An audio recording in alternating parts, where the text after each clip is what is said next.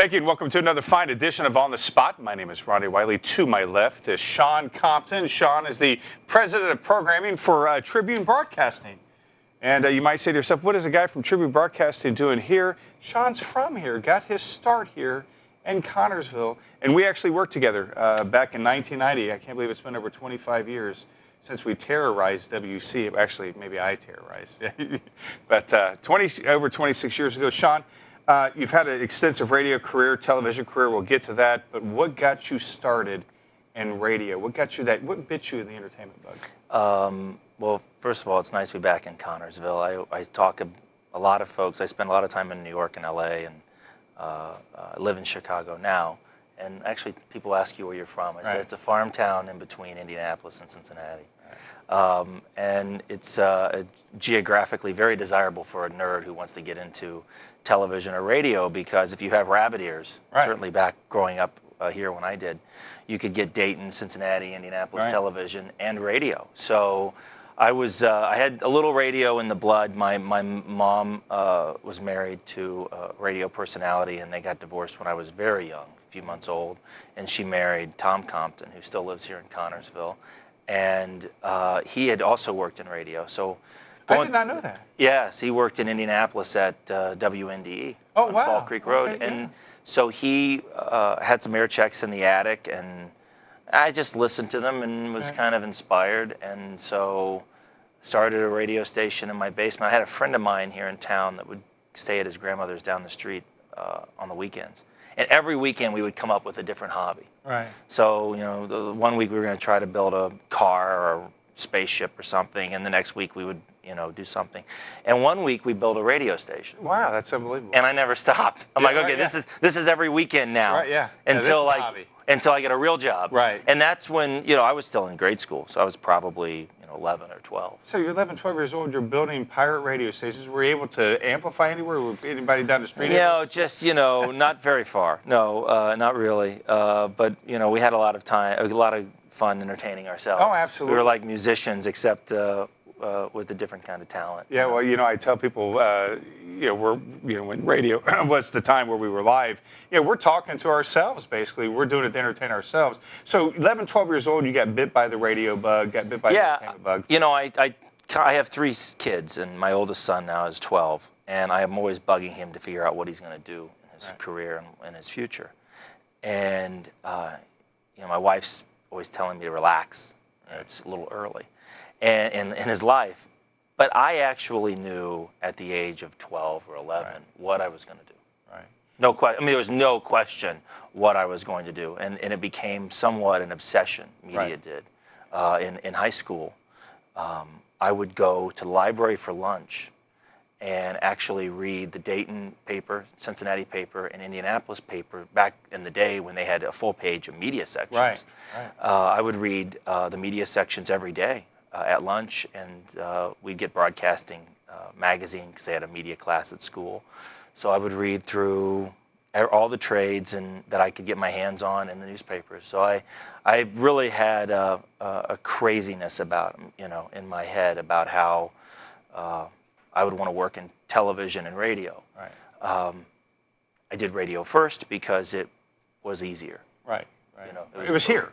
Well, it was here, and it was easier. And I actually tried to get into the media class in high school and couldn't. So I didn't have the TV bug biting me as much as radio was, because I could just go to work. Right, and that's the thing. I mean, that's the thing for me.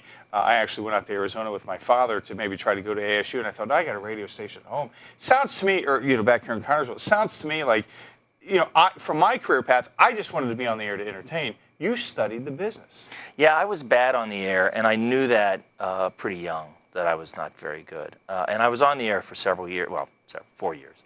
And I just didn't.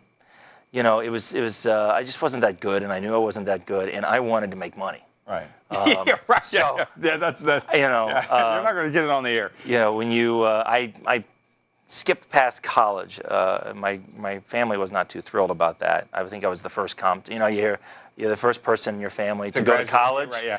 Yeah. Well, I think I was the first Compton to not go to college. Right. Wow. So it was a tough conversation with my grandfather, but. I kind of put it on hold before I was and had kind of a rough senior year because my mother was sick and died of cancer. So I kind of got a pass to skip a year and not get too much heat on me. But I got in with a good company in Cincinnati, and we were growing, and my timing was good. And I realized I wasn't very good on the air, so I took myself off the air and begged them to put me in management. And but I didn't want to just be management at the station. I had the benefit of going to the corporate office because I get really bored. I'm very ADD. I get very bored with the same thing. So I didn't want to touch one radio station. I wanted to touch multiple, 20, and over a couple of years it became 1,200. Right. Yeah. Which J-Corps. Which became Clear Channel. Right. Yeah. So you were there at the height of the explosion of radio. I remember when I started in 1990. When we started, you can only own a certain amount. One FM, one AM, something like that. It was very limited. Then it exploded. You were a part of that. When you were doing your studies, studying all the trades, did you foresee this happening? Yes and no. I mean, no, I didn't know that when Bill Clinton signed the telecom bill that it would change my life in 1996 the way it did. And I didn't know how financing worked. And so I had, I didn't know how the deal structures worked. But I always had in my brain kind of the idea of consolidation. And because I went through it in radio, now it's happening in television. And because I've spent so much time with it in radio, and was, the good and the bad, because it wasn't all good. I mean, there was a lot of good that came out of it for a lot of the folks who made it rich, but it kind of became the Walmart of the business. So very profitable, but it hurt a lot of local communities that had local radio stations. And that wasn't our goal at all. Our goal was to maximize the investors' money, but also serve the public. And when it became all about the money, it got harder for me, because as a programmer at heart, while I am, I do think like a businessman, I also want to program and have consumers, because I think it's my youth. Maybe if I were 60, I wouldn't care, but I'm only in my early 40s now, so I'm mid-range. My boss used to always say I'm closer to the end than the beginning for himself. And he didn't care as much, but I was always very passionate about it, and so I jumped out of radio to go to television. Do you find, when you talk about programming, do you find that releases more of your creative juice?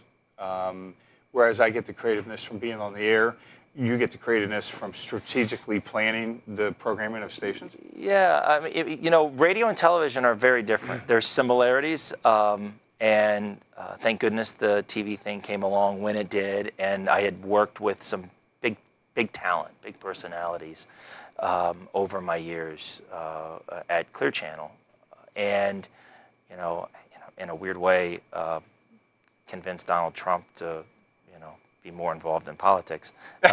But so you're the one we have to blame for that, right? Well, I don't know. I don't know. I don't know if that's good or bad. It depends. It depends on what side of the fence you're on. Yeah,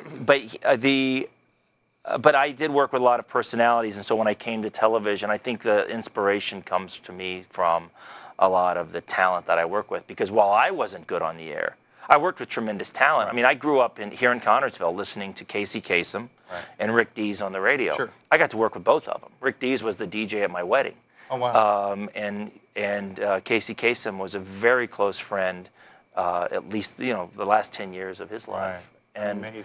And so I got to work with, Bob and Tom I worked with. I did a TV show with them.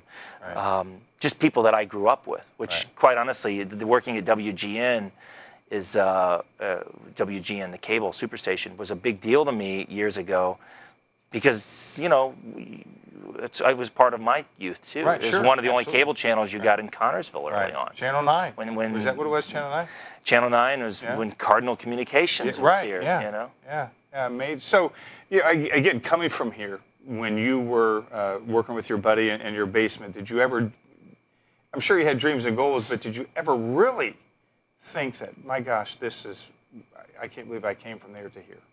Oh, I think that every day. I mean, I walk inside the Tribune Tower every day, and I look up, and I can't believe that someone from a small town was able to, have the pleasure to work in such a great company and such a neat place. But that's just, it's passion. I was lucky.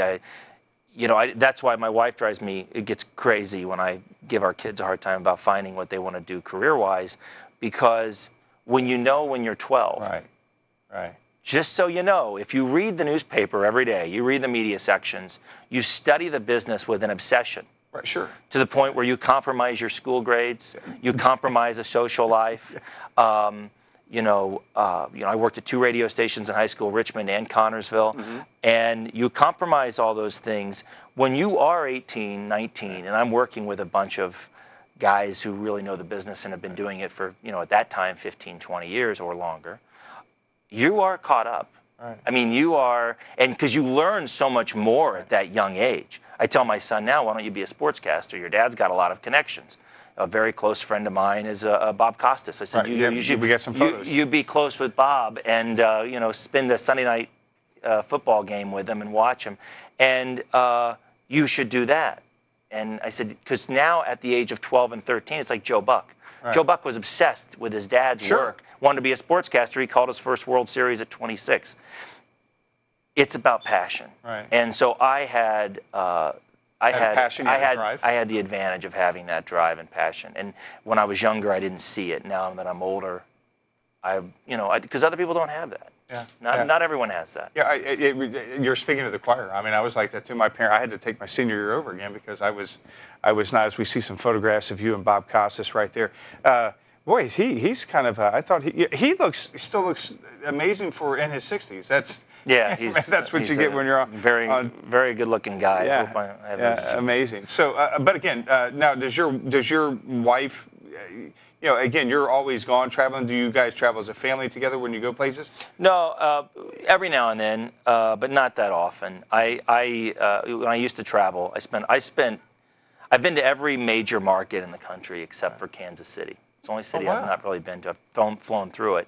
But when we were Clear Channel, we had stations everywhere. Name the city. Right, yeah. We didn't have Kansas City. You guys were in San Antonio, right?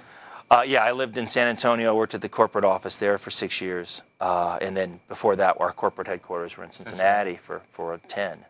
But when you've seen it all, you kind of used to fly and travel and go for 7 or 8 days. Right. Now I'm in and out in 48 hours. Right, yeah. So when I go to LA, it is get to the airport, get to LA, cram in the meetings, couple very nice dinners, and get home.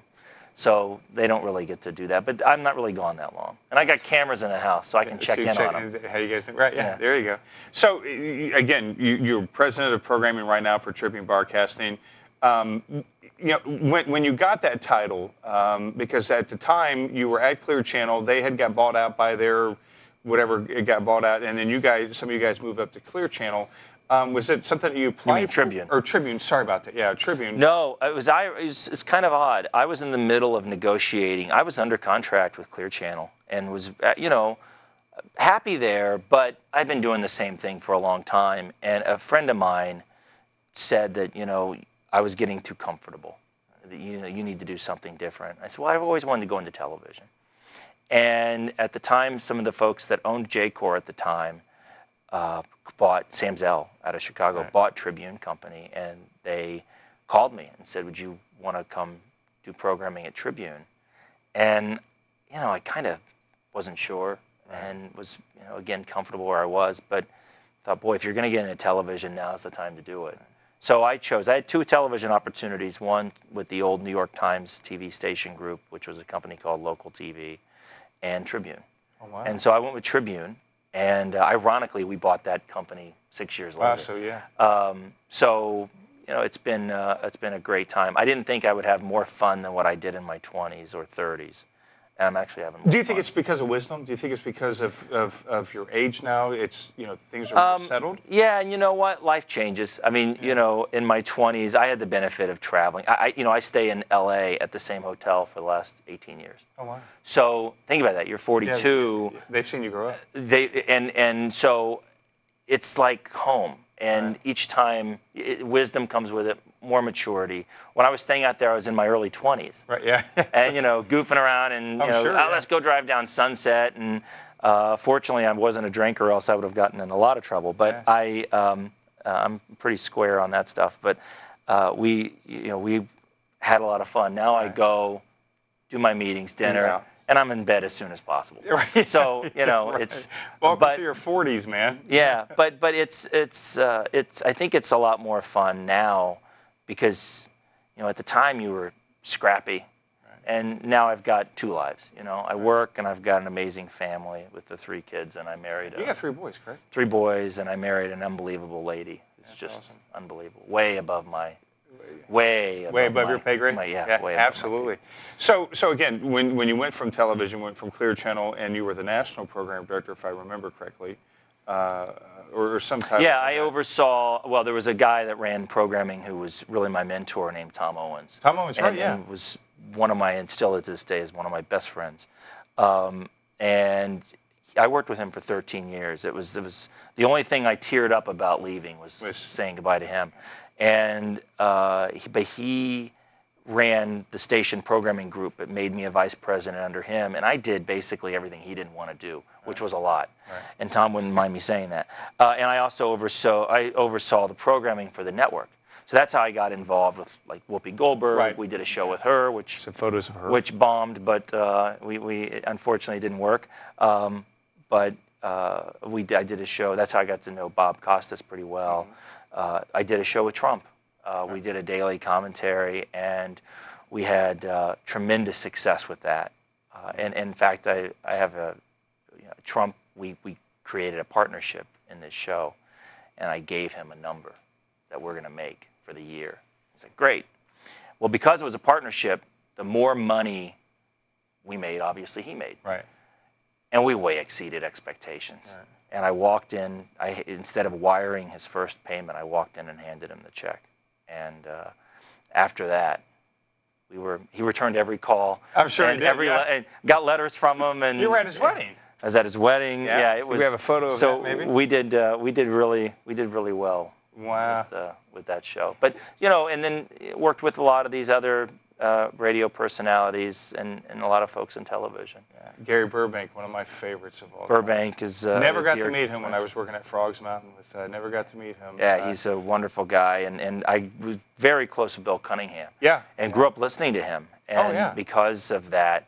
You guys worked together on the show, correct? We did a TV show together, and he ran 5 years until he was flying to and from Cincinnati, New York, and he finally gave it up after 5 years. Yeah. But it was successful, and very happy to have had that association. So you had that you had that experience with celebrities, and people always ask me, what's it like to meet a celebrity? And I always say, once you get over the initial, if they're just normal people. Well, I think it depends. I mean, I don't really look. I mean, when I was in high school, I interviewed Michael Jordan. Oh, wow. When I was a junior in high school, I went to a Pacers game, had a media credential, and did a 30-minute interview with Michael Jordan. Celebrities have skin just like us. Yeah. There's no difference, and they're human beings, and they're people just like us. Once you get over that, now I am starstruck with, like to me, like Johnny Carson would be someone I'd want to meet. So I did I used that inspiration to do other things. Like I did the Johnny Carson Library with a network I launched, Antenna TV, which I'll plug here in a minute. But I grew up here in town. I was a big Moody Blues fan. Oh, I remember British that, rock band. Yeah. And when if anyone knows the Moody Blues, it's probably because I had it cranked up driving around town with the windows down. Yeah. But I went over to Europe back in December and spent the weekend with the lead singer and his wife. Yeah, you posted it on Facebook, didn't you? Of course. Are you kidding me? Yeah, it's like I gotta let everyone know that. See, to me, that's not a big deal to anyone else. Right, to me, that is the biggest thing ever. I remember when you first told me that you were a big Moody Blues fan. I thought. Yeah, but I mean, I liked them. I mean, looking back now, I mean, you turned me on to. I mean, I'm not a huge fan, and I can really only say I know Crimson and Clover, but you introduced me to Moody Blues. Well, but to say to talk about celebrities, like everyone has a certain celebrity they're starstruck with, but I just look at it as business, and for me that would be like my highlight of my celebrity meeting, but there's no real big deal to it. So was there a huge transition from when you went to... I mean, like, for example, I work with Jerry Springer. Oh, yeah. I do a show with Jerry Springer when I started. I inherited his show as part of Tribune and have renewed it. But to me, he's the mayor and the former anchor in Cincinnati. Right, yeah. To me, it's not the talk show host. He's just, the anchor. And we spend, we dine every few months and we joke. And it's always Cincinnati talk. Right, yeah, You know, right, yeah. it's never, you know, the craziness that his that show goes on is. a show. Yeah, you know, it's amazing because Betsy Ross was on here before, and we were talking. Of course, she was an anchor with Jerry back in the day, and it's just amazing where I remember watching him doing his final thoughts, and then all of a sudden his show's one of the most. I mean, it's culturally, you know, you make the don't do a Jerry Springer moment. I mean, but I mean, I can't believe it. This guy blew up and went huge. Yeah, it's entertainment. Oh yeah, And when you are in that business to entertain, that's what you do. that's what you do. And he's a wonderful person. It's nothing like what you see on the Oh show. yeah. And that's what I tell people too. There's a lot of, you know, when the camera's on, the entertainment goes on. When they're off, they're real people. I've never met anyone. I mean, there's a few people you think, oh gosh, you know, but for the most part, the stars that I have met in my life have been fantastic. Have been very humble, very real. So you again got the radio, met a lot of stars through radio. When you transitioned to television, you kept those same contacts. How much difference was it? I mean, was there, you know, there is a difference between programming radio and television. Well, yeah. I mean, you program. I was working with Sean Hannity when I was leaving Clear Channel. We were doing a deal with him to take him from our competitor and put him on our station, and our station group, I should say, and our network. And when we were doing that deal, it was very strange because the dollars, while the dollars in television are bigger, the expenses in television are a lot bigger. Right, yeah. So he's got like 6 employees on his radio show. His TV show, you got to have like a staff of 60. Right. So Bill Cunningham does his radio show, and it's him and the producer. Right. Does his TV show. We had a staff of 80. Right. So it's a lot of, you know, a lot of moving parts when it's television versus radio, where it's theater of the mind. Right. And really, if you have the gift of gab, then do well. you can do well. Yeah. But you know, you look at the beginning. Howard Stern has got a big staff, but it's not nearly the staff it takes to do a TV show. Right. Rush Limbaugh, same. And so it's, you know, it's that's what's probably different. I brought back Arsenio Hall for a late night show, and you know, we had 110 people that produced that show every night. You know, between behind the scenes to writers and producers. Yeah, I remember when that show came on. There was such that you know, that nostalgic feeling him coming back, and I was really rooting him on. And when Jay came on to announce that he had that second season, I was pretty excited. And then it faded away. There was so much dynamic in the late night world. Oh yeah, it's totally different than what he did 20 years ago. When we announced the deal, you know, Kimmel was still at midnight, and Leno and Letterman had just, you know, locked up, you know, what we thought were long-term deals, and then, you know, the Fallon, Kimmel moved up, Fallon was coming in, Conan was going to TBS. There's so many moving parts that it was just hard for us to get saturated. Yeah, it was tough. But that's the tough part of television. Oh yeah.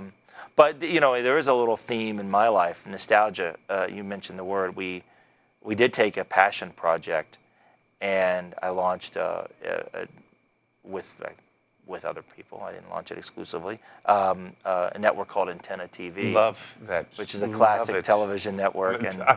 And but it took, you know, I grew up here watching. Like a little kid. Well, and when I was in the summer, if you know, the time zone back when we didn't change time. Right. We were Indianapolis or Cincinnati would run Johnny at 10:30 our time, and then I would watch it again. Right. So I just flip over to Channel 13 at the time and watch Johnny. The second feed. Right, sure. And the summer months is when you get to stay up late. Right. So I loved that and became a huge Carson fan. And he's the king. After 4 years of running Antenna TV, we were able to secure the first time ever the syndication rights. That's amazing that it hasn't been out before. Well, it was very complicated. It was a complicated deal because you had so many unions that were impacted, and a lot of music rights and things that had to be sorted through. And the family Johnny left so much money to the foundation. It's not like they needed that much money. Right. So they weren't out to just sell it. So we did what was right for the family, and dealing with the family was pretty cool. So you and a group of people got together to start Antenna TV, which again, I love it. It just really reminds me of my youth. What was the inspiration for that, to launch that channel? You know what? Oldies radio.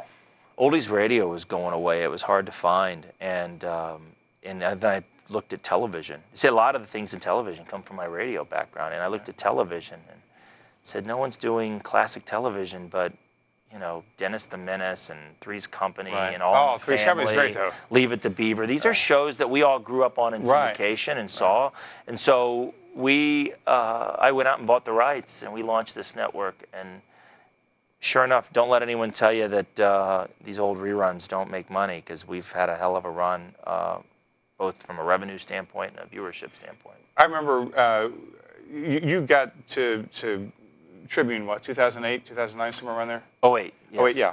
And I remember watching television right after shortly after I was watching GN or maybe TTV4, one of the Tribune stations.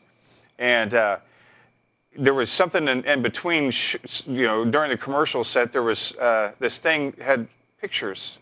And I thought, boy, that looks really familiar. And it said Postcards from America. And then on it said, 123 Main Street, Connorsville, Indiana, on the back of the postcard. And I thought Compton had something to do with that. Yeah, WGN was WGN Superstation. Right. What you saw at your home, whether you lived in LA or just Connorsville. Right. It's different from the Channel 9 in Chicago. Right. So when we took over, we dropped the Superstation name and called it WGN America, which really meant America's WGN. Yeah. And we were looking for photos and to kind of have this Americana feel. Yeah. And so I used images of Connorsville. Yeah. A few small towns that I was amazed. I kept going, that's awesome. I said, Compton had something to do with that. And I remember distinctly one of the first, was WKRP one of the first shows you? Well, we did retro nights and theme nights. It kind of, what GN America was at the time, which it's changed a lot now. And it's, really got a lot of original series on it and two big shows, Underground and Outsiders, which are monster successes, especially for that network, which has not had many first-run successes. The inspiration kind of for antenna TV kind of came off of that retro branding that we did. Right. Yeah. Any big things coming up? Yeah, a lot of big things. I can't tell you. You can't tell me that? No, Okay. I can't tell maybe you. off the air. We're in the middle of negotiation. Yeah, that's right. You got to do that. And again, I guess that. But I'm not going to sit here and tell you nothing big's coming up. But something big's coming up. We just got to watch it. Yeah, absolutely. Again, 11, 12 years old, you're your kid's age. You're your oldest boy's age when you had that passion. Here you are 30 years later, back in your hometown from Chicago. Your jobs have taken you all over the world. It's still got to feel good coming back. Yeah, look, I was driving over here today and seeing the corn. I don't know when this is going to air, but at the time that we're taping this, the corn's this tall. Right, yeah. And it's summers here are awesome. Yeah, and I do love being here, coming through. We love having you here, Sean. I could go on and on and on. We have you have blackmail material on me from back in the day when. I think the statute of limitations is up. Though. I think it's off. Yeah, I think it's. It's hard to believe it's been 2.5 decades. It's unbelievable. Because here you're 42, I'm 45. I just turned 45 a while ago, and it's just I still feel young and excited. And I guess you're right. There's that growth, that maturity, that growth. If you can give your advice, you give advice to your son, but anybody who's watching that may want to break into the business now, any advice? You know what? Again, it comes down to one word. It's passion. You either have it or you don't. And don't let anyone say you can't do anything. I know that's a cliche, and you hear that line all the time, but absolutely, you just go do it. Yeah, just go do it. So. Yeah, find your way. You'll find your way. We'll be back next month. Sean, God bless you, buddy. Thank you very much. Thank you. Sean Compton, President of Programming for Tribune Broadcasting. That's it for today's program. We'll see you next month.